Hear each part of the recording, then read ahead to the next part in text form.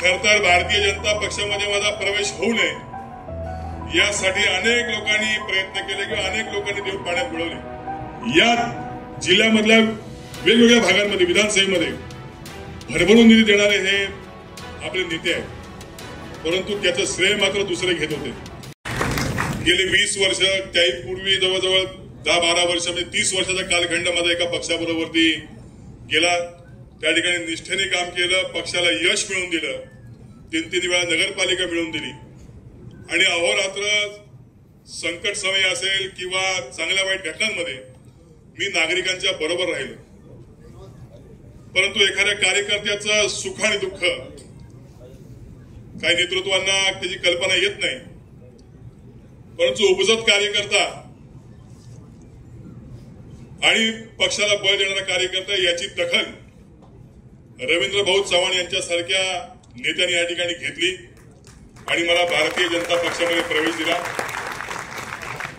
खरतर भारतीय जनता पक्षामध्ये माझा प्रवेश होऊ नये यासाठी अनेक लोकांनी प्रयत्न केले किंवा अनेक लोकांनी देव पाण्यात बुडवले, परंतु इथल्या सर्व देवता किंवा भारतीय जनता पार्टीचे शीर्ष नेतृत्व ही माझ्या बरोबरती होती आणि विशेष करून मला अभिमानाने सांगावं वाटेल की या जिल्ह्यातले दोन्ही आमदार असतील, जिल्हा प्रमुख असतील, सगळे तालुका अध्यक्ष असतील, शहराध्यक्ष असतील किंवा भारतीय जनता पार्टीचा या जिल्ह्यामधला कार्यकर्ता हा माझ्या पाठीमागे अगदी भक्कमपणे या ठिकाणी उभा राहिला आणि म्हणून मी भारतीय जनता पार्टीमध्ये या ठिकाणी प्रवेश करू शकलो। आदरणीय देवेंद्र भाऊंचं नेतृत्व या ठिकाणी आपल्याला आहे। देशाचे पंतप्रधान नरेंद्रजी मोदी यांच्या दृष्टिक्षेपातला आपल्याला भारत या ठिकाणी घडवायचा आहे। प्रदेशाचे अध्यक्ष सन्माननीय रवींद्र भाऊ चव्हाण यांचं बळ आपल्या बरोबरती आहे, त्यामुळे आपल्याला चिंता करण्याचं कारण नाही। भारतीय जनता पक्षामध्ये आपण सर्व माझ्या सहकारी या ठिकाणी आल्यानंतर इथल्या नगर परिषदेचं, इथल्या विधानसभेचं एकंदरीत चित्र या ठिकाणी बदललेलं आहे आणि म्हणून चव्हाण साहेब तुम्हाला या ठिकाणी सांगतो की या जिल्ह्यामध्ये आपल्याला इथून पुढे प्रत्येक स्थानिक स्वराज्य संस्थेवरती प्रत्येक निवडणुकीमध्ये या ठिकाणी भारतीय जनता पक्षाचा झेंडा या ठिकाणी फडकलेला या ठिकाणी दिसेल असा शब्द मी तुम्हाला या ठिकाणी देतो। या कोकणामध्ये गेले अनेक वर्ष एका विशिष्ट पक्षाची सत्ता आहे आणि मग या ठिकाणी दुसरा पक्ष या ठिकाणी पुढे जाऊ नये त्यासाठी पद्धतशीरपणे प्रयत्न केले जातात, परंतु आपलं लक्ष विशेष करून या कोकणावरती आहे। या विधानसभेतला कोट्यावधीचा निधी गेल्या 10 वर्षातला आपण दिलेला आहे।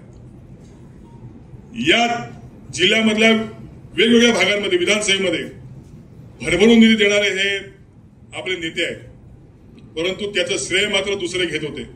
परंतु इथून पुढे आपण मला शब्द दिल्याप्रमाणे या जिल्ह्यामध्ये ज्या भागामध्ये विकासात्मक गोष्टीसाठी लागणारा निधी हा सन्माननीय रवी भाऊंच्या माध्यमातून, भारतीय जनता पक्षाच्या माध्यमातून गावागावात या ठिकाणी पोहोचला जाईल हा शब्द देण्यासाठी चव्हाण साहेब या ठिकाणी आले।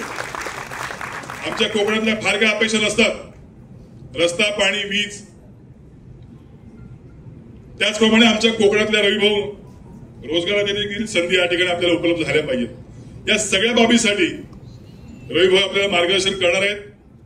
मला एवढं सांगायचं आहे की आमची सगळी मंडळी आज भारतीय जनता पक्षामध्ये प्रवेश करणार आहेत आणि त्यांना आपण सन्मानाने या ठिकाणी सामावून घ्यायची मला कल्पना आहे।